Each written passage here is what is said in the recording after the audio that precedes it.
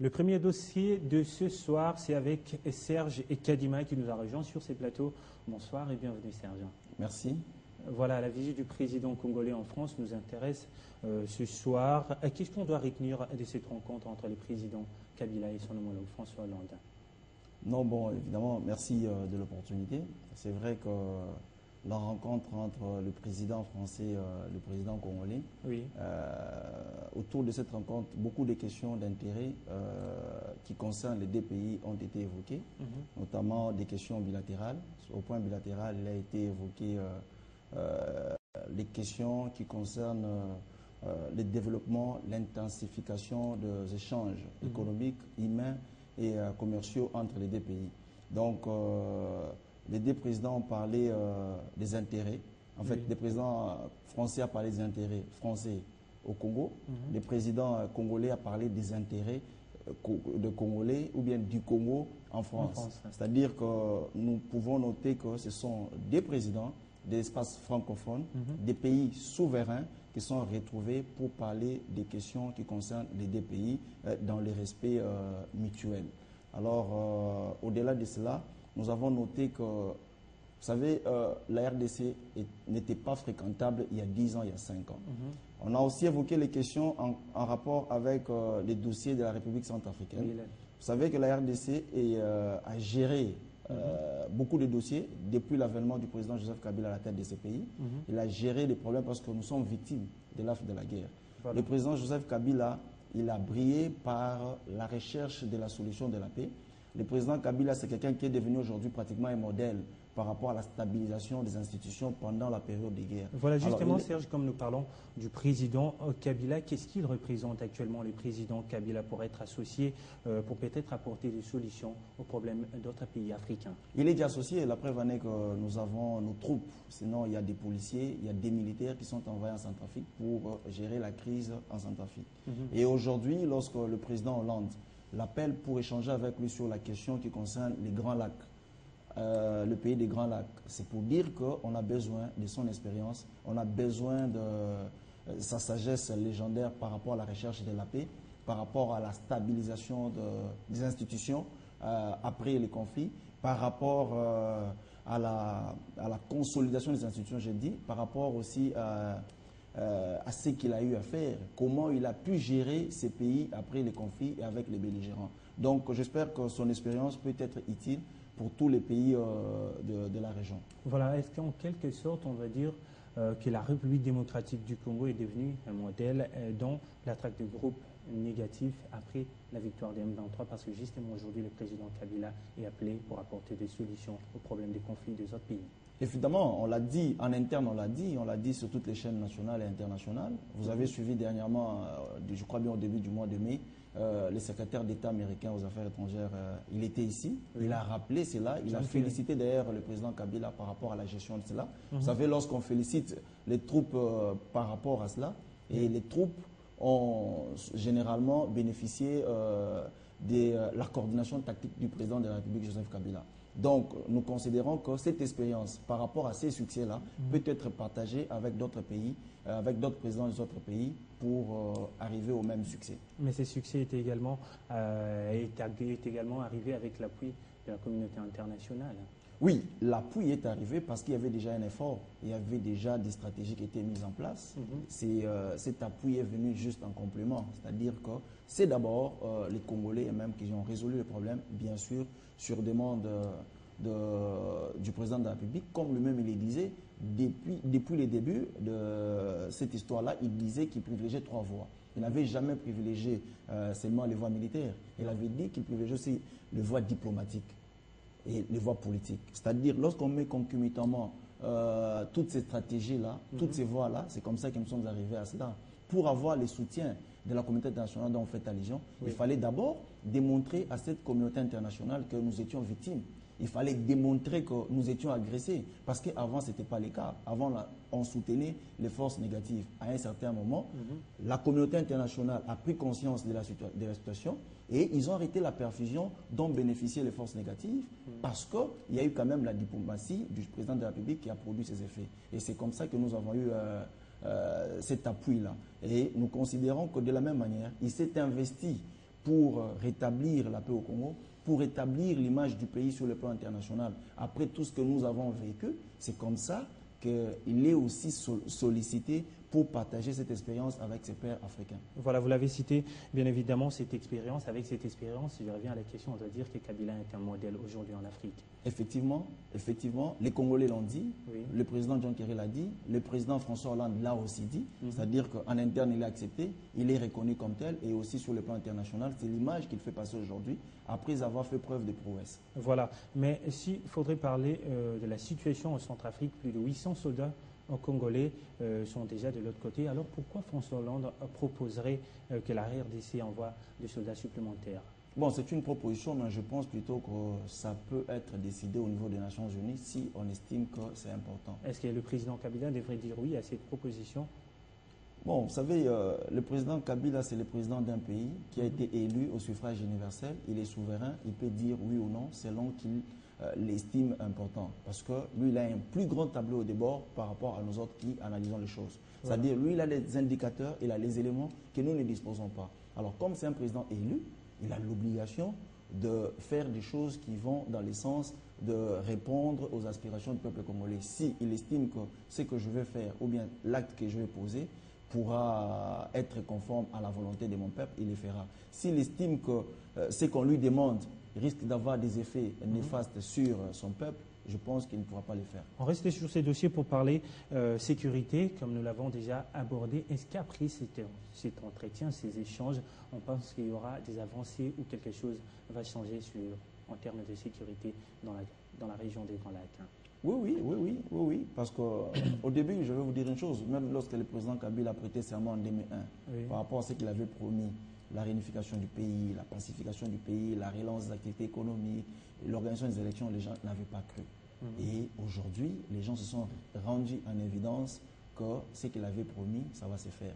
Je pense qu'avec la même sérénité, avec la même détermination que le président Kabila s'était investi pour rétablir les choses dans la ligne normale, et je pense qu'il peut aussi s'impliquer pour accompagner aussi les autres pays qui ont besoin de cette expérience-là, qui ont besoin de lui à arriver au succès, sinon au résultat escompté. Voilà, de la sécurité à l'économie, parce que cette question a été bien évidemment abordée de l'autre côté. S'il faudrait parler de la situation économique entre les deux pays, la RDC va bénéficier de quoi exactement et la France?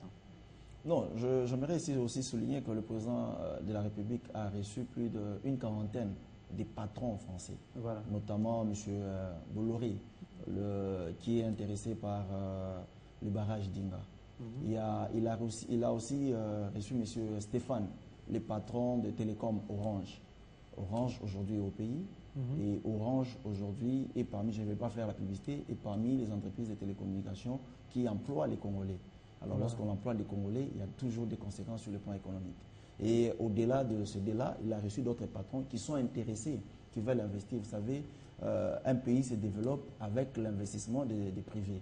Alors lorsque les privés sont prédisposés à venir investir au pays, c'est-à-dire qu'ils nous amènent des capitaux. Et lorsqu'ils amènent des capitaux, c'est quoi? C'est pour créer des entreprises. Et lorsqu'ils créent les entreprises, ils boostent en fait la croissance et ils créent de l'emploi. Donc c'est vraiment bénéfique. En quelque sorte, est-ce qu'on doit parler de l'opération des séductions avec cet entretien avec le président Kabila et tous ses partenaires?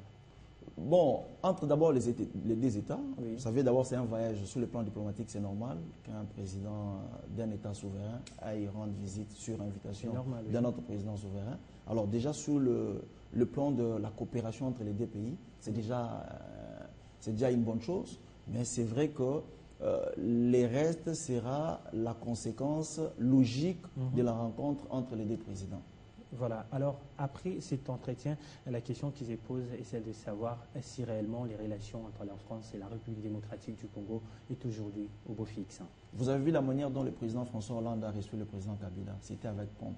Donc, c'était un signe fort pour dire que les relations sont meilleures aujourd'hui. Mais c'est ce qui n'était pas le cas une année ou des ans avant. Cela prouve que la diplomatie du président Kabila est en train de produire ses effets et que les résultats sont là. Mais qu'est-ce qui fait exactement que le président François Hollande, on s'y souvient ici, en 2012, lors du tenue du sommet de la francophonie, qui a affiché l'attitude différente d'aujourd'hui? Qu'est-ce qui se passe exactement? Qu'est-ce qui l'a poussé à changer du coup?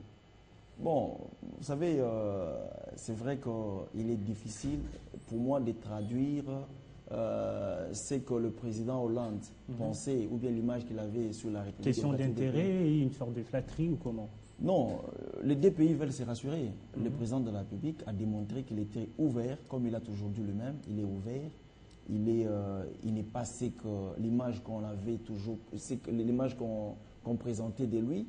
Et il était quelqu'un d'autre que c'est lui qu'on a pensé la fois passée qu'il était. Alors, c'est normal que les choses évoluent. Vous savez aussi que le temps répare aussi certaines injustices et certaines présomptions. Donc, ce n'était que des présomptions.